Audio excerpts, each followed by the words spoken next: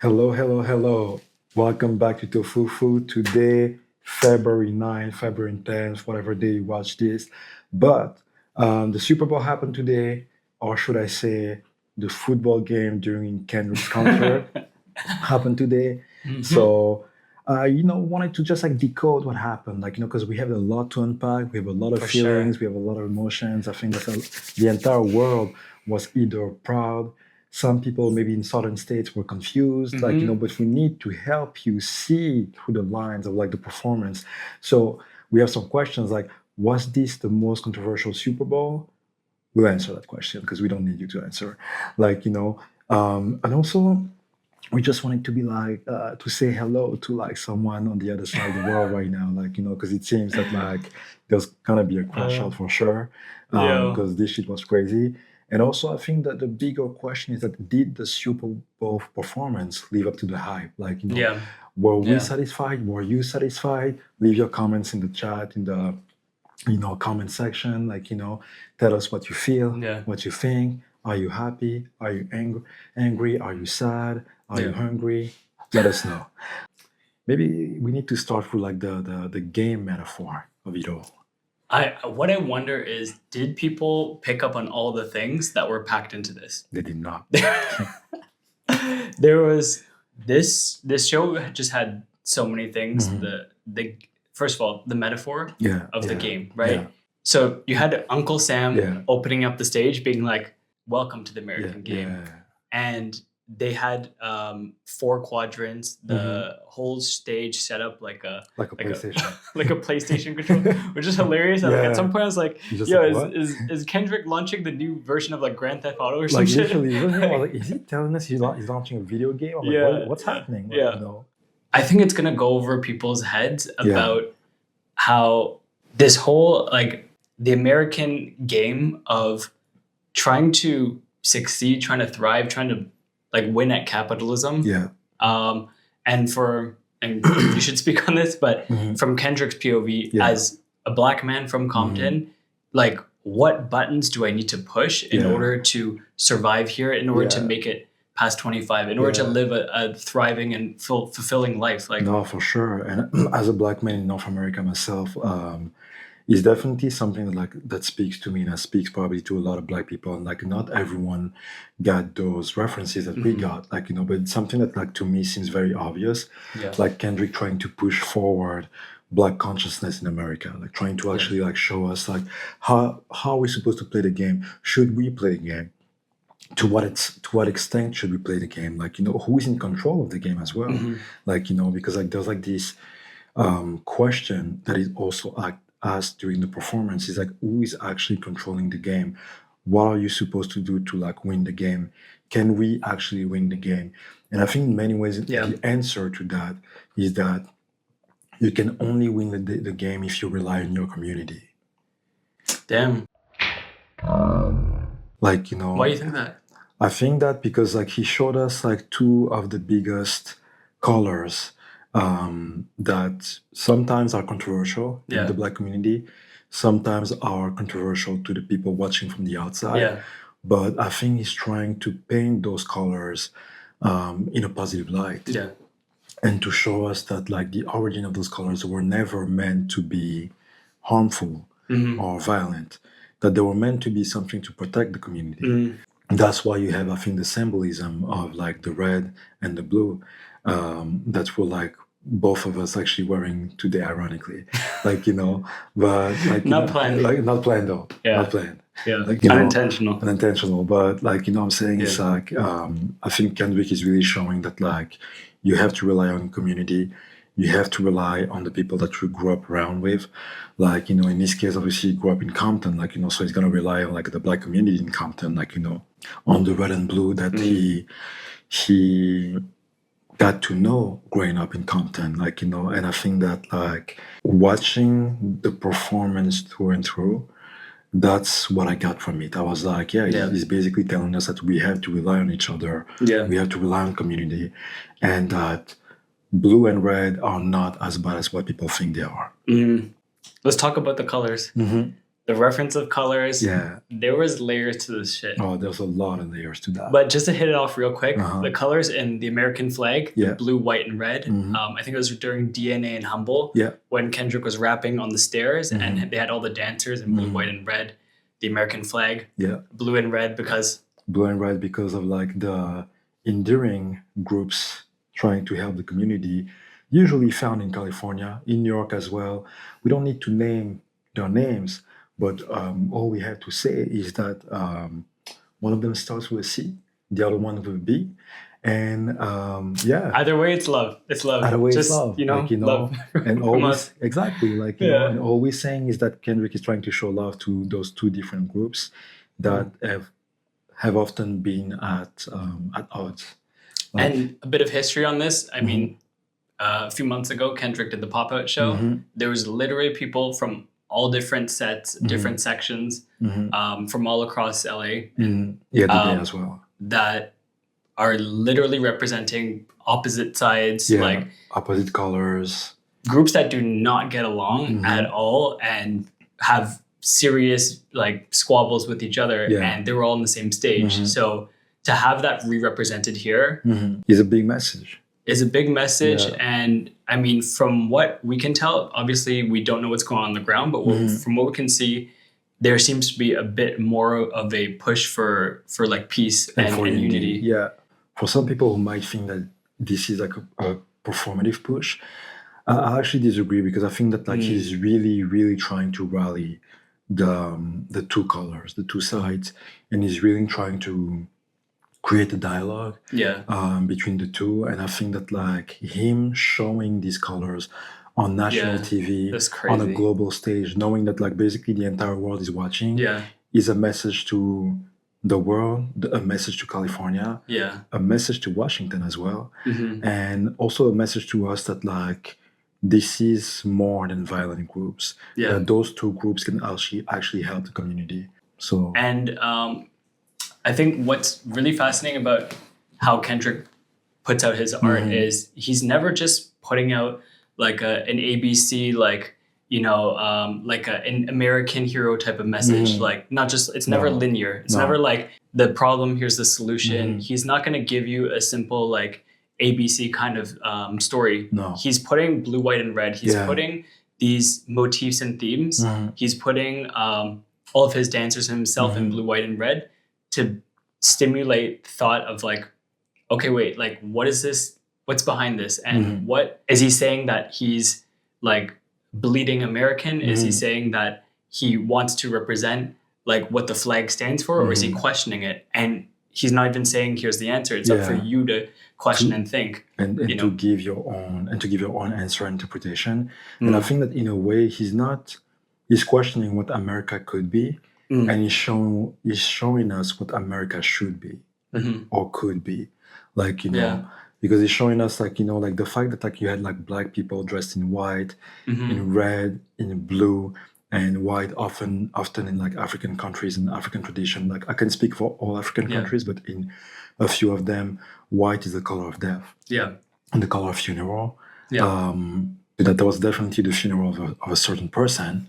We saw. I got no idea who you're talking about, bro. Hey, I'm not gonna name names, but like there's definitely someone that like was celebrating the demise of his career, not of him as a person, of his career.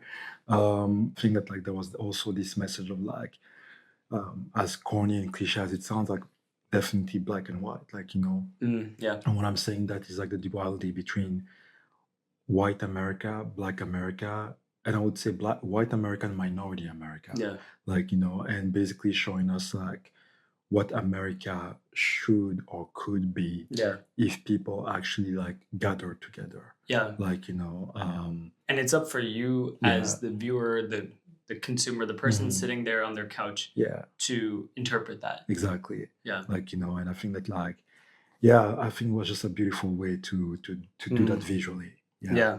For sure. A few standout things, a few standout lines. He said, "The revolution about to be televised. You picked the right time, but the wrong guy." I mean, they definitely picked the wrong guy. Like they definitely. Those NFL owners and execs were like, But "Shit, what's going on here?" But also, what's crazy? Because like I don't know if the owners are like part of the vetting process and shit. And no, I don't think so. But yeah, I don't think so. But Yeah. the NFL commissioner is. Yes. So he saw that shit before Yeah. it happened. Yeah. And they said yes. Yeah. Like, you know, That's so crazy. they gave him the green light to actually say that shit on national TV. Yeah. So I'm like, damn, these old white men, they be evolving and shit. They be evolving.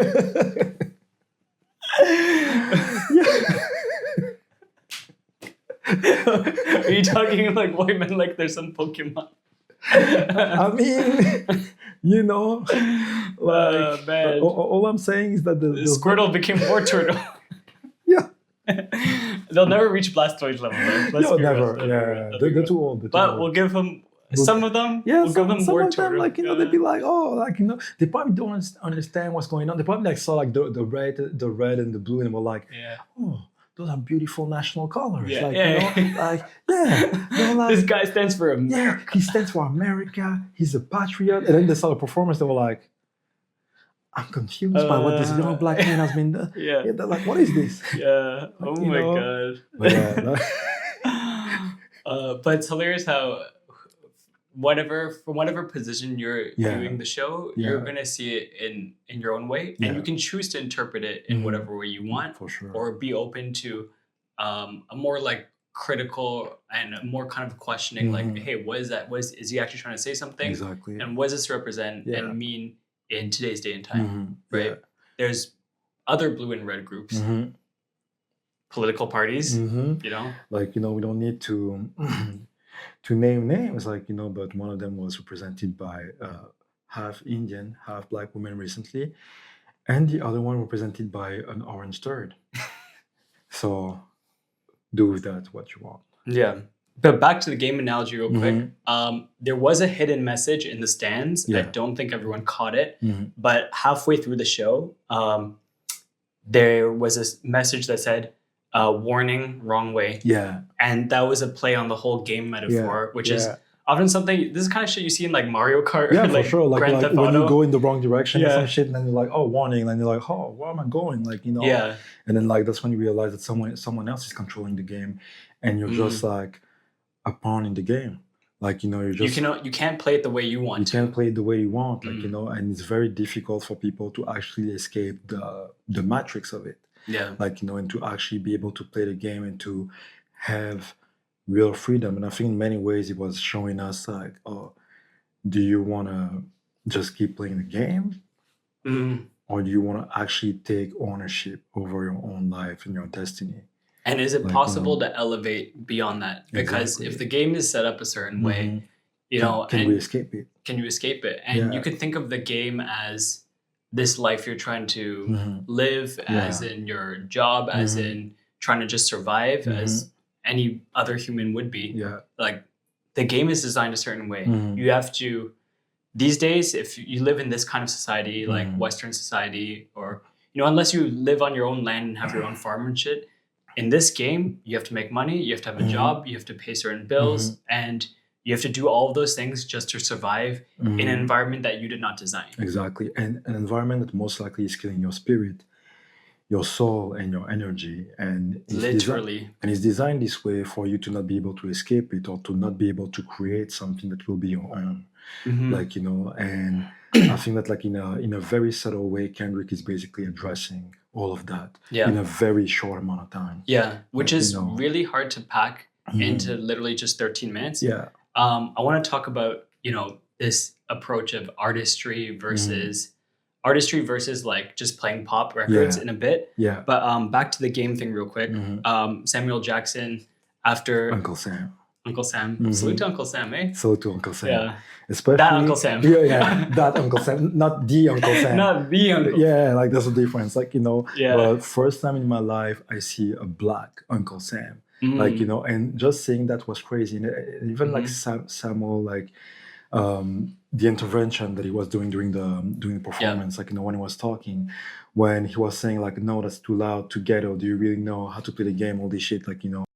Loud, too reckless, too ghetto. Mr. Lamar, do you really know how to play the game?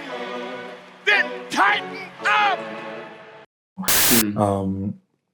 was really interesting because like it's really often the type of criticism that you hear Yeah. from white America specifically. Like, Yeah. you know, when someone who's a minority, either an Asian American or Black American, becomes what people would define as successful in a space, like, you know, either it's like painting, music, sculpting, whatever it is, On like, their you own know, terms. on their own terms. Yeah. And then you often have white America questioning how they became successful, why they became successful, is it the right way of doing whatever they're doing, and should they be doing that thing the same way white Americans who have become successful have done it?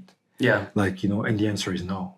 Mm-hmm. Like, you know, because like we have our own way of doing things that is like very particular to our communities. Yeah. And we don't have to follow the mold of what the West has established before us. Like, you know, and it's very interesting because it's like, it shows us like basically the interaction of like a lot of people who are not white in many parts of America when they do something that is like deemed maybe a little bit unusual. Like, you know, but that's something that makes them grow as a person, grow as an artist. And some people question that. And I mean, there's other references that like, you know, that like Sam Jackson like made like later, and I'm gonna let you like get to those. Yeah. There was a few moments. So Uncle Sam intervened at a few key times. Yeah. We've mentioned some of them already. Another time he intervened was referencing the Kendrick and Drake beef again. And Kendrick will not let this man sleep. Will not let this man never eat. let this go. Drake has IBS right now. that man is fucked up for life. For a life. Because this is like, you know, like this person said, like, you know, online, you were saying to me earlier, this is not even a beef at this point. This is this has transcended that level, like, you know, but we'll get to that. We'll get to that like in a minute. Uncle Sam said, "Oh, I see you brought your homeboys with you. That's a cheat code. Deduct one life." Oh, see you brought your homeboys with you. The old culture cheat code. Scorekeeper, deduct one life. And that was a reference to the beef. Because people responding to the beef were saying, well, Kendrick is using his culture as a way to win. Like, this is like cultural capital, you know. He's saying Drake is uncultured, Kendrick has culture, and he is, which is true. Which is true. Like, which is true. But it's just hilarious to see Kendrick, even though he's a recluse and he's an introvert, and you know, he's schizophrenic in the studio and just hides behind the studio doors. I think there's people going to Kendrick being like, hey, this is how people are reacting to your music. This is how people are responding to the beef. And either him or his team are saying, hey, here's what's going online. Here's how people are speaking about you and the culture at this point in time. And Kendrick's aware of it. And he references it in his music. He referenced it at the Super Bowl halftime show, because during the beef, that was a huge talking point, saying, well, Kendrick's using his culture. He's using, you know,